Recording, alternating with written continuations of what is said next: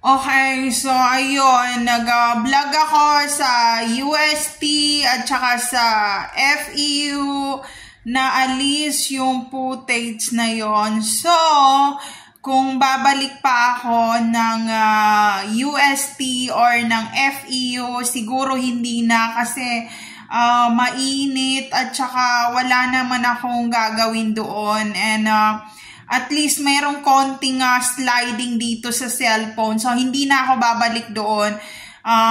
Ayoko na bumalik doon kasi mapapagod lang ako tapos sobrang init, ganyan. So, ayoko na. Tinatamad na ako. And, ewan ko paano naalis yung mga footage dito sa DJI na cam. Ewan ko nabura siya lahat dito. Nabura siya. And, hindi ko alam paano nabura kasi ngayon lang ako tumingin ng ngayon ko lang nilipat yung files and hindi ko alam bakit siya nabura.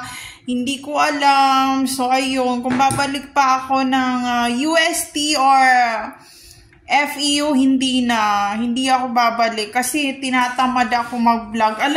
Alam mo yung kung hindi lang ako targeted individual, kung hindi lang naiinis yung mga taong nakapaligid sa akin ever since elementary, high school, and college, naiinis talaga ang mga tao sa akin, hindi ko gagawin tong pag-vlog na to, hindi ko gagawing mag-upload sa YouTube. And alam nyo, sa totoo lang, wala akong kinikita dito sa YouTube na to.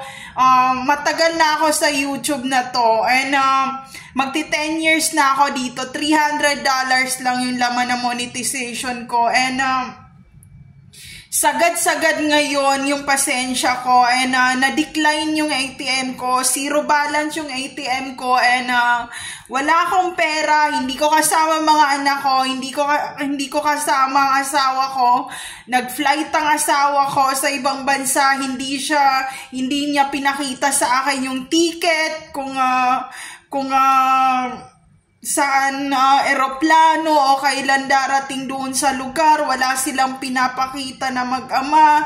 And ayun, nalulungkot lang ako. Hindi na ako babalik sa UST or sa FEU kasi hindi naman ako agad makaka-enroll Wala naman akong pera nag-i-inquire lang ako kasi ayoko na ayoko maging kolorom, and also hindi ako mamamatay tao, and wala ako nasaktan na tao. Kaya gusto ko lang i-clear talaga lahat. So, ayun, hindi na ako babalik. Ayun, nabura na yung footage. Hindi na ako gagawa kasi ang hirap mag-edit ng video. Ang hirap mag-edit ng buong 24 hours. Pag nag-edit ako, hanggang umaga, binabantayan ko yan. Lalo na pag umaabot ng mga 1 hour ang ini-edit ko, binabantayan ko yan kasi mabagal yung render nun. Pero binabantayan ko lahat. Ang haba ng pasensya ko. Pero hindi na ako babalik ng FEU at saka ng UST. It's done. It's already. At least meron akong konting slide ng video sa phone, sa cellphone ko. Hindi na. And kung babalik ako ng Mindanao, hindi ganun kadali.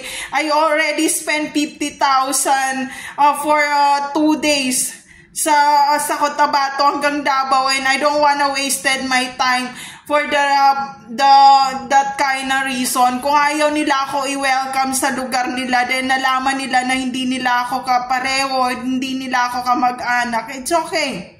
It's okay. I accept it.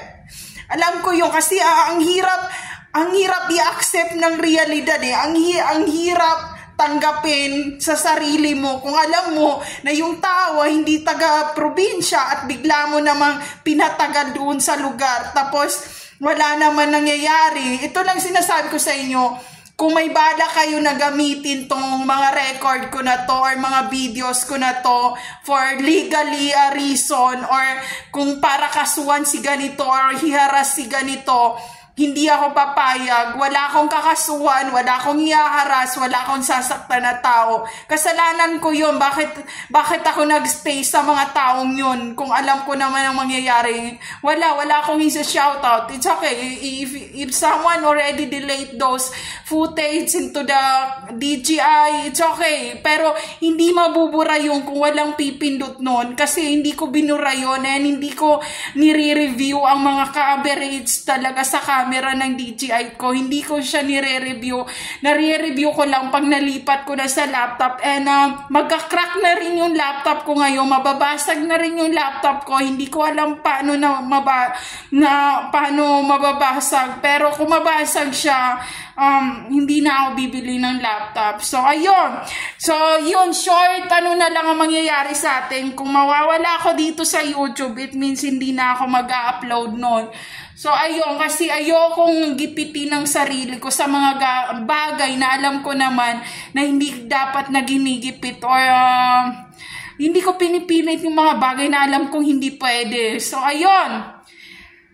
Naman na, napagod na ako. At least, hindi ko nagagastusan yun ng upload. And, malabo na akong makontrol talaga ng ibang tao. Matanda na ako, ipupush ko na yung sarili ko mag-isa. And, kalimutan lahat ng mga taong nananakit sa akin noon, sa mga panahon ngayon. So, ayun. There's no safe place to all targeted individual out there. Take care always, everyone.